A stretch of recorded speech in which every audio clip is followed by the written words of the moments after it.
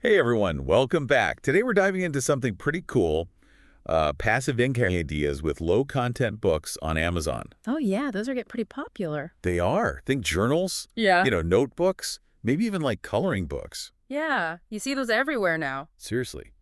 And people are actually making a decent side hustle from this stuff. We're checking out this YouTube video by Monique Hinton. Journey with the Hintons? I think I've seen that channel. That's the one. And she shares some really great tips on how to get started, even if you're, totally new to this whole thing. Okay, I'm intrigued. So what's the big secret? Well, it's not just about slapping some blank pages together and calling it a day. There's an art to it, and Monique breaks down how to do it right. So it's more strategic than people think. Exactly. And one of the first things she talks about is this platform BookBolt. Have you ever used that? I have actually. It's pretty much your one-stop shop for creating these low-content books. Templates, covers, you name it. I was going to say, it seems like they have everything you need to make a professional-looking book. Even if you're not a designer or tech expert, which I am definitely not. Uh-huh. Me neither. But Monique actually shows you step by step how she uses it. In the video, she creates a prayer journal from scratch. Oh, wow. So you can really see how it all comes together. It's pretty cool. She designs the cover, customizes the interior pages. It's really inspiring to watch. Okay, so that's a good example of one of her tips, right? Don't try to reinvent the wheel. Start with something that's already popular, like prayer journals. Yeah. Or dream journals or those gratitude journals everyone's into. Manifestation journals are huge too. It's all about tapping into what people are already looking for. Makes sense. Okay, so let's say you've created this amazing journal or whatever using BookBolt. Now, how do you actually sell it? Well, that's where Amazon KDP comes in. It's free to create an account, and they have tons of payment options. Direct deposit, wire transfer, even checks, if you like it, old school. Checks. Wow, throwing about. Okay, so you upload your book, and then people just start buying it. Well, not quite. There's a bit more to it.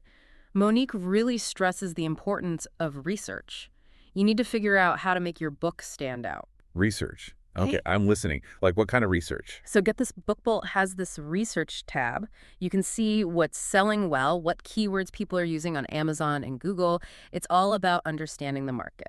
Sounds pretty powerful. Hmm. So what exactly is Monique doing with this research tab? Okay, so one of the coolest things is this feature called Cloud. You type in a category like prayer journal, and it shows you the top 10 bestsellers. Oh, wow. So you can see what's already working and get ideas for your own book. Exactly. She even talks about using a top-selling title and subtitle as inspiration, but it's not just about copying, you know? Right, it's about finding your own unique angle. Yeah, and that's where keywords come in. Oh, yeah, I remember she talked about that, how important they are. They're basically the bridge between what people are searching for and your book. And guess what? BookBolt has a keywords tool too. No way. So it like tells you which keywords to use. Pretty much. It analyzes search volume on Amazon and Google and suggests the best ones. And on Amazon KDP, you can use up to 7 keywords for each book. Okay, good to know. So you're saying we should use all 7? Definitely. Monique suggests targeting less competitive categories to help your book rank higher.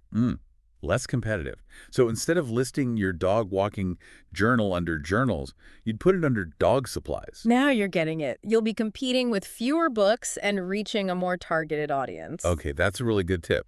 So we've got the book, we've done the research, keywords are all set. What about pricing? How do you decide how much to charge? Another great question. Monique says competitor analysis is key. Look at similar books and see what they're going for. But she also talks about this thing called the psychology of pricing. Psychology of pricing. What's that all about? It's how people perceive value. Even a few cents difference can change everything. She suggests pricing a little lower than competitors to make your book seem like a better deal. So it's kind of a mind game. In a way. But it's really about understanding buyer behavior. And speaking of behavior, have you thought about reviews? Oh gosh, yes. Reviews can make or break you online. But how do you get those first few reviews when you're just starting out? Monique has a simple solution. Reach out to your friends and family. Get those initial reviews to build credibility. Oh, that makes sense. Okay, so you've got some reviews, you're ready to launch. What happens next? You submit your book to Amazon, which usually takes about 72 hours for approval. One thing she mentions is that the printing cost is deducted from your sales. For her prayer journal, it was like $2.5 per copy. Oh, right. So Amazon prints it on demand. Mm-hmm. And then they take their cut and you get the rest. What's the royalty breakdown like? Typically 60% for the seller, 40% for Amazon. So if you're selling at, say, 7.99 like Monique does, you're left with a pretty decent profit. Not bad. Okay, so we've talked a lot about BookBolt, but Yeah. how much does this magical platform actually cost? They have two plans, Newbie for $9.99 a month and Pro for $19.99. Monique recommends the Pro plan because it has more features like making coloring books and Sudoku books. Gotcha. So you pay a monthly fee to use all of BookBolt's tools, but is there a way to try it out first? You bet. They offer a 3-day free trial for both plans. Plus, Monique has a discount code Journey with the Hintons for an extra 20% off. Sweet, so you can really test it out before committing. I have to say, I'm pretty impressed. What are your thoughts so far? I'm really struck by how Monique makes this whole process seem so doable. It's not just about being creative, but having a strategy. Totally. You really have to be intentional about every step. Exactly. It's about using the right tools and understanding the market. That's how you build a sustainable passive income stream. This is all super fascinating. But I also want to talk about the bigger picture. Like, what does this whole low-content book thing tell us about what people are looking for today? That's a great point and definitely something worth discussing. I'm ready to dive into that, but maybe we should pause here and come back to it in the next segment. You're right. It's a lot to think about. Let's give everyone a chance to digest all this info, and then we'll come back and explore the bigger picture. Right, so we just went through like a ton of information about creating those low-content books, selling them on Amazon. I know, right? It's a lot. It is. But don't worry. That's the whole point of these deep dives. We break it all down step by step. Make it easy to digest. Exactly. Yeah.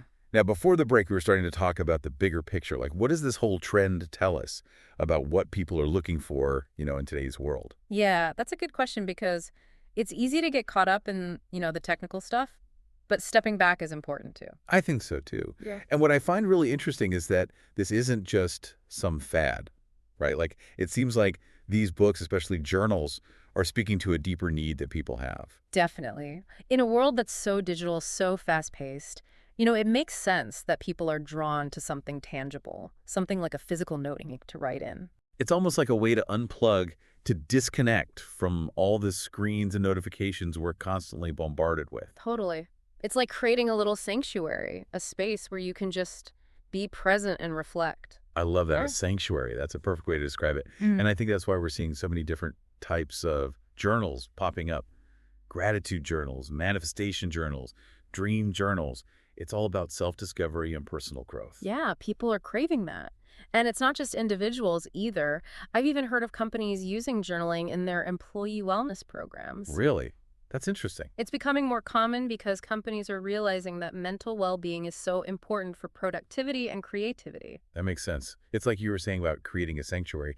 It's about giving employees a healthy outlet to express themselves, to process their emotions. Exactly. And it helps them feel more connected to their work and to their colleagues. It's not just about, churning out work. It's about nurturing the whole person. Right.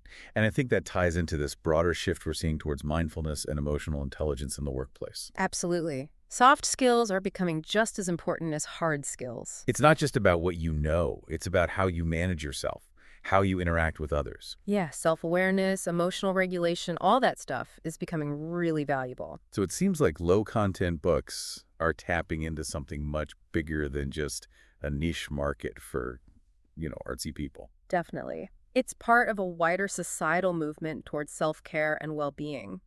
And as this trend continues to grow, I'm curious to see how technology will play a role. Like those interactive journals you see, or digital platforms for sharing your reflections. Exactly. We're moving beyond the traditional pen and paper format into a whole new realm of digital self-expression. It's pretty exciting to think about.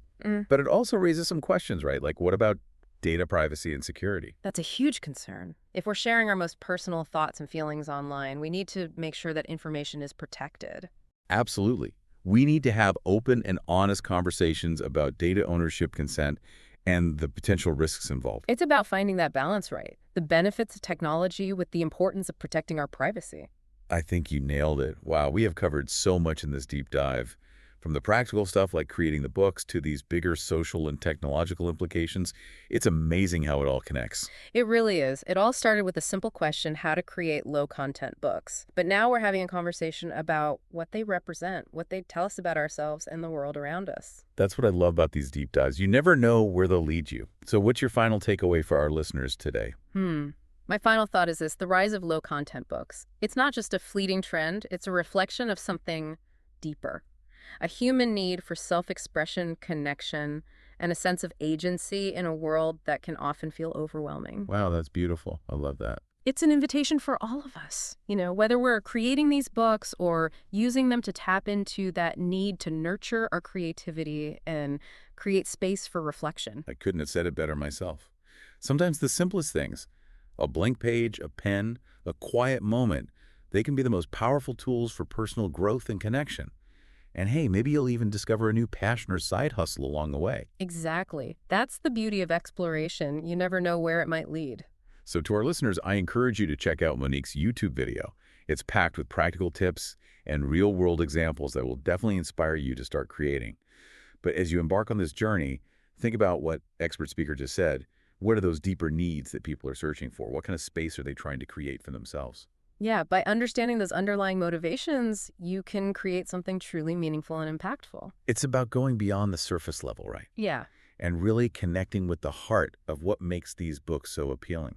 Exactly. And I think that's what makes this whole conversation so fascinating. It's not just about making money, it's about making a difference. It's funny how we started talking about, making some extra cash, Right. and now we're having this deep conversation about self-discovery and journaling. Right. It's like those simple notebooks and journals, they can unlock these really profound parts of being human. Absolutely. And it makes me think about Monique's advice to tap into trends. It's not just about what's popular, but understanding why it's popular. What need is it fulfilling? Yeah, that's so important. Like we were saying before, people are craving ways to disconnect from the digital world, and connect with themselves in a more meaningful way. Right. And if you can create a product that really speaks to that need, you're not just selling a book, you're offering something much more valuable. Exactly. It's about adding value to people's lives, helping them grow and evolve. That's what makes this whole low content book trend so fascinating. I love that. It's not just about making money, but making a difference. Right. It's like that saying, do what you love and the money will follow. If you're passionate about helping people express themselves, this could be a great path for you. Totally. And who knows, maybe you'll even discover something new about yourself along the way. Just the act of creating these journals, thinking about what people need, that can be really enriching. That's a good point. It's not just about the final product, but the journey. Well, we've covered so much today, from those book bolt features to, the deeper meaning of it all. It's been quite the journey. It really has. And it all came from just one YouTube video. It's amazing. It is. So to our listeners, we hope this deep dive has given you a new perspective on low-content books.